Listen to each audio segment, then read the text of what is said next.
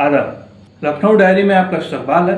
आज मैं आपके रूबरू अवध के नए हुक्मरान बादशाह मोहम्मद अली शाह के जिक्र से पहले बादशाह नसीरुद्दीन हैदर के बदनसीब शहजादे नवाब मोहम्मद मेहदी फरीदु बख्त रफ़ीउद्दीन हैदर उर्फ मुन्ना जान का जिक्र पेश कर रहा हूँ। मुलाहिज़ा फरमाइए। क्योंकि तारीख़ अवध का ये एक ऐसा सियाह बाब है जिसका जिक्र किया ही नहीं जाता, अगर किया जाता है तो बहुत मुख्तसर।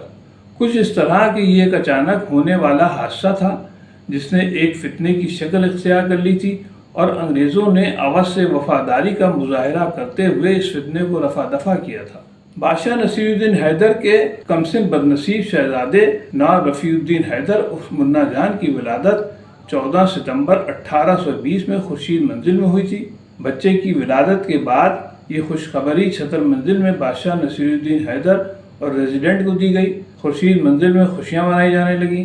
दाइयों ने बच्चे को नहला धुला कर दादी जान बादशाह बेगम की गोद में डाल दिया। दादी जान ने बच्चे का नाम मोहम्मद मेहदी फरीदु बख्त रखा। बादशाह ने रफ़ीउद्दीन हैदर का खिताब दिया, मगर दादी जान प्यार से मुन्ना जान कहती थीं। तारीख में यही नाम मुन्ना जान ज़्यादा मशहूर हुआ। जिस तरह अंग्रेज़ों ने नवाब आसिफउद्दौला के बेटे नवाब वज़ीर अली ख़ान के सिलसिले में दरबारियों से साठगांठ करके नवाब वज़ीर अली ख़ान को नवाब आसिफउद्दौला की जायज़ औलाद न होने का मशहूर किया और उनको तख्त से बेदखल कर दिया था, ऐसा ही कुछ अंग्रेज़ों ने नसीरुद्दीन हैदर के बेटे के साथ भी किया। अंग्रेज़ और उनके ज़रख़रीद दरबारियों और ख़ासकर खादिमाओं ने ये अफवाह फैला दी कि रफ़ीउद्दीन हैदर न तो नसीरुद्दीन हैदर के बेटे हैं और न ही बेगम अफजल महल की कोई औलाद हुई।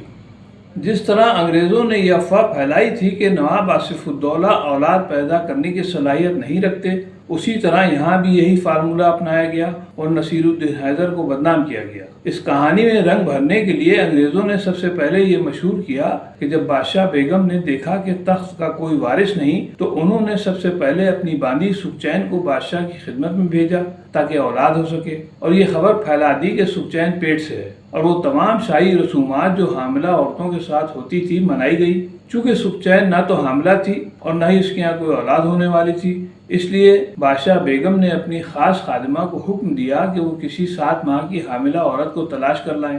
इत्तेफाक से खादिमा को एक 8 माह की हामिला औरत मिल गई जो कि धोबन थी। खादिमा उसको बहला फुसला कर खुर्शीद मंजिल ले आई जहाँ उसे नज़रबंद कर दिया गया। कुछ दिन बाद उसने खुफिया तौर पर एक बेटे को जन्म दिया। ये फर्जी कहानी बड़ी तवील है जिसमें सैकड़ों सुराख हैं। जैसे इस धोबन का क्या हुआ, धोबन ने बेटा ही क्यों जना, अगर बेटी होती तो क्या होता, बादशाह बेगम को ये कैसे पता चला कि लाई गई औरत बेटा ही जनेगी। बहरहाल ये एक तवील कहानी है और इस कहानी में दर्जनों किरदार भी हैं जिनमें नवाब आगा मीर का भी नाम शामिल है। बादशाह नसीरुद्दीन हैदर के इंतकाल से पहले ही अंग्रेज़ गवर्नर जनरल और रेजिडेंट ने फैसला कर लिया था कि तख्त हुकूमत पर किसी नौजवान को नहीं बैठने देंगे, क्योंकि उन्हें नवाब वज़ीर अली ख़ान और उनकी फ़ौजी सलाहियत मालूम थी। अब वो किसी दूसरे नौजवान को देखना नहीं चाहते थे। अंग्रेज़ पहले ही नवाब सादत अली ख़ान के बेटे और बादशाह गाज़ीउद्दीन हैदर के सौतेले भाई नवाब नसीरुद्दौला मोहम्मद अली ख़ान का इंतखाब कर चुके थे। इसके बाद अंग्रेज़ों ने मुन्ना जान के बालिग होने से पहले ही बादशाह नसीरुद्दीन हैदर को जहर दिला दिया ताकि वो अपनी ज़िंदगी में मुन्ना जान को तख्त का वारिस न बना सके। बादशाह नसीरुद्दीन हैदर के इंतकाल के वक्त उनकी सौतेली माँ बादशाह बेगम अलमास बाग में राइश वजीर थीं, क्योंकि कुस्सिया महल के इंतकाल के बाद बादशाह नसीरुद्दीन हैदर और उनकी सौतेली माँ के बीच अनबन हो गई थी। इसलिए नसीरुद्दीन हैदर ने उनसे खास महल खाली करवाना चाहा। जब बादशाह बेगम ने इनकार किया तो नसीरुद्दीन हैदर की सौतेली माँ से इतनी नफरत बढ़ गई कि उन्होंने तरह तरह से बादशाह बेगम को तंग करना शुरू कर दिया। बादशाह नसीरुद्दीन हैदर ने बेगम साहिबा से कहा कि वो महल छोड़कर किसी और कोठी में मुंतकिल हो जाए और खर्चे के लिए 20,000 रुपये महीना लेती रहें। बादशाह बेगम ने इनकार कर दिया और कहा कि वो तभी महल खाली करेंगी जब उन्हें सलून की जागीर वापस की जाएगी और इस बात की जमानत रेजिडेंट को लेना होगी। जब ये बात रेजिडेंट के पास पहुंची तो उसने कहा कि ये आपका आपसी घर का झगड़ा है, मैं इसमें दखल नहीं लूँगा। आखिर में बादशाह ने राजा दर्शन सिंह को हुक्म दिया कि बेगम के रुतबे को ध्यान में रखते हुए उनसे महल खाली करवाया जाए। हुक्म मिलते ही दर्शन सिंह ने अपने फौज के हमरा बेगम के महल को घेर लिया। इसके बाद दर्शन सिंह के सिपाहियों ने बेगम के कुछ खादिमों को कैद कर लिया। बेगम ने भी अपने चंद सिपाही महल के खास दरवाजे में तैनात कर दिए। कुछ दिन बाद बेगम के सिपाही फरार हो गए। शाही फौज ने महल के तमाम रास्ते बंद कर दिए और दीवार पर चढ़ने की कोशिश शुरू कर दी। اس پر بیگم صاحبہ اپنے کچھ مغلانیوں کے ہمراہ فوجیوں کے سامنے آ گئیں۔ بیگم کے تمام نوکروں اور نوکرانیوں نے فوجیوں پر پتھر برسانا شروع کیے، جس کی وجہ سے دونوں طرف کے بہت سے لوگ زخمی ہو گئے۔ محل میں کھانے پینے کی قلت کی وجہ سے بیگم صاحبہ نے اس ہنگامے کو ختم کرنے کی غرض سے اعلان کیا کہ وہ محل سے نکل کر شہر سے 3 میل دور واقع الماس باغ چلی جائیں گی۔